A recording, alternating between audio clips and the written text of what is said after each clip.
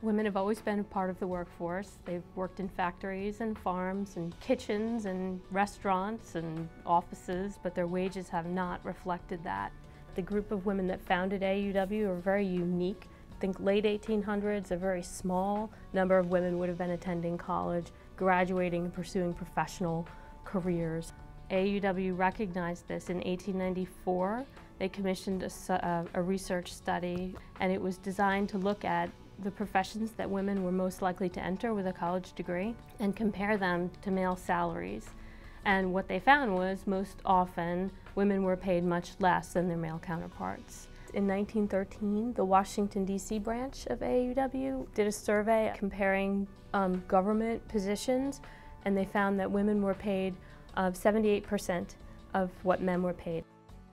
World War II created a situation where women were forced into the workforce, and I think pay equity then becomes even a bigger issue in the 1940s, and we begin to see legislation on the federal level to address the issue of pay discrimination. 1945 is the first federal pay equity legislation called the Women's Equal Pay Act. It was introduced by Representative Chase Going Woodhouse. She was an AAUW member, and she also was chair of AAUW's Committee on the Economic and Legal Status of Women. The Committee on the Economic and Legal Status of Women was really the workhorse behind AAUW's push for equal pay legislation. The women's stuff doesn't go through that fast, but thankfully our members are very persistent. Well, from 1945 to 1963, a piece of equal pay legislation was introduced into every session of Congress. And it wasn't until 1963 that President John Kennedy signed the Equal Pay Act. So legislation taking more than 10 years, 15 years, even that finally the 18 years here for the Equal Pay Act is not at all unusual. But I'll tell you, at the end of the day, it was still an important message piece. The 1963 Equal Pay Act had a host of AAUW members in the Oval Office with JFK to sign that bill. Minnie Miles was there, and Representatives Edith Green, Martha Griffiths, Representative Julia Hansen. This was a great group of AAUW members that had literally firsthand work done in order to pass this bill.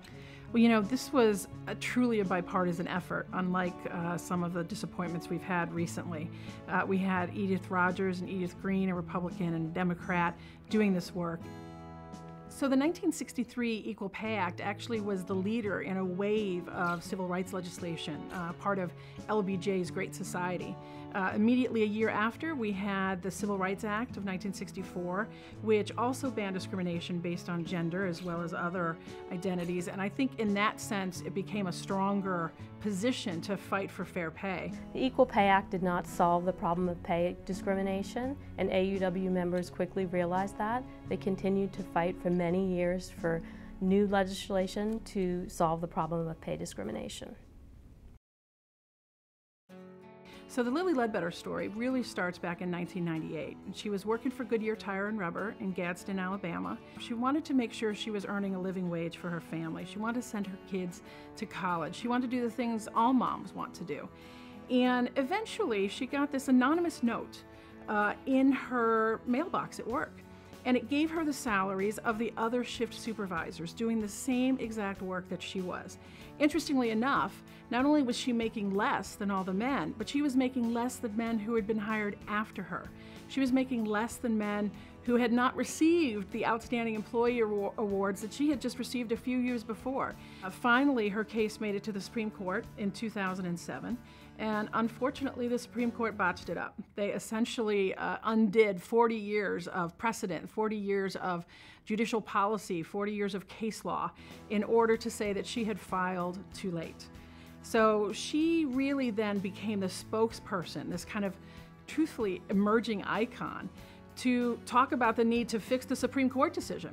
And so AAUW became part of a broad coalition, a leader in a coalition, to pass the Lilly Ledbetter Fair Pay Act. So, you know, one of the things that was instrumental in passing the Lilly Ledbetter Fair Pay Act was the very timely release of AAUW's research report behind the pay gap. On January 29, 2009, President Barack Obama signed his first piece of legislation as president into law, the Lilly Ledbetter Fair Pay Act, which was a result of over a 100-year effort by AAUW women. So at the end of the day, it's a victory for us. It's important that we did it. It kept the courtroom doors open for women, but it did not create the progress that we wanted moving forward. The Paycheck Fairness Act is our next step, but we still have more work after that. There's another law called the Fair Pay Act, which really helps us get at the whole issue of comparable worth, at the notion that there are these jobs that for all kinds of reasons are stereotyped as men's jobs or women's jobs. And surprise, surprise, the men's job pay more. Not necessarily because they're worth more, but because that's how it's always been done. We compare, for instance, a first-year teacher and a groundskeeper on Long Island, and we find out the groundskeeper makes more. Clearly there's a value judgment there. Clearly we need to change that.